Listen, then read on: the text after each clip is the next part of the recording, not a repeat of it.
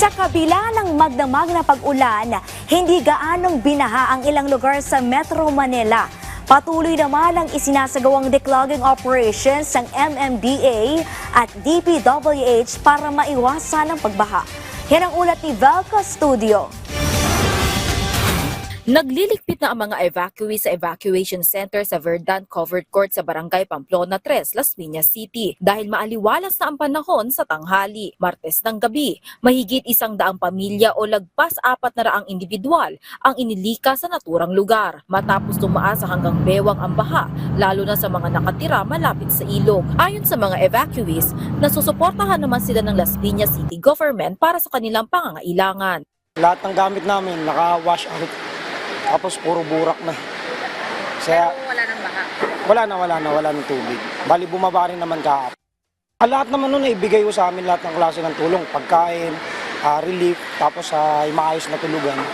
Bagamat tag-e-empake na si Roslyn pabalik sa kanilang bahay, binabantayan pa rin daw niya ang lagay ng panahon, lalo na't naninirahan sila malapit sa ilog.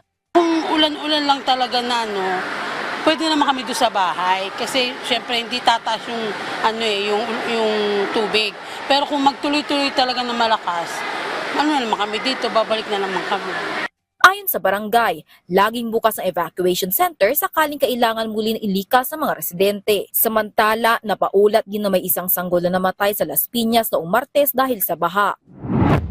Pero sa Malabon, bagamat hindi na umuulan ng tanghali, may baha pa rin. Hanggang pinti ang baha dito sa Pangulo, Malabon City dahil sa epekto ng habagat at ng high tide. Sa kabila nito, nakakadaan pa rin ng mga light vehicles kagaya ng motor, pedicab at tricycle. Nagbigay naman ng paalala ang Malabon LGU na maging maingat sa pagtawid sa mga bahang kalsada. Bagamat buong magdamag umuulan dulot ng hanging habagat, hindi binaha ang Araneta Avenue na madalas binabaha tuwing malakas at tuloy-tuloy ang ulan. Tuloy ang pasok sa eskwelahan ng mga mag-aaral dahil tumila ng ulan kaninang umaga. Bagamat bahagyang tumaas ang tubig sa creek, nasa 1 o 2 metro pa ang gap dito sa kalsada kaya hindi binaha ang Araneta Avenue. Samantala, batay naman sa huling flood bulletin ng Pag-asa sa Pasig, Marikina, Laguna de Bay River Basin as of 6 a.m., hindi tumaas ang tubig sa Upper at Lower Marikina River. Nasa 13 meters ang level ng tubig sa Marikina na nananatiling normal level. Pero nagdeklara na ng class suspension ang Marikina City para sa pampubliko at pribadong paaralan sa lahat ng antas. Hindi rin umapaw ang Pasig River at San Juan River dahil sa light to moderate rains na nakalipas na magdamag.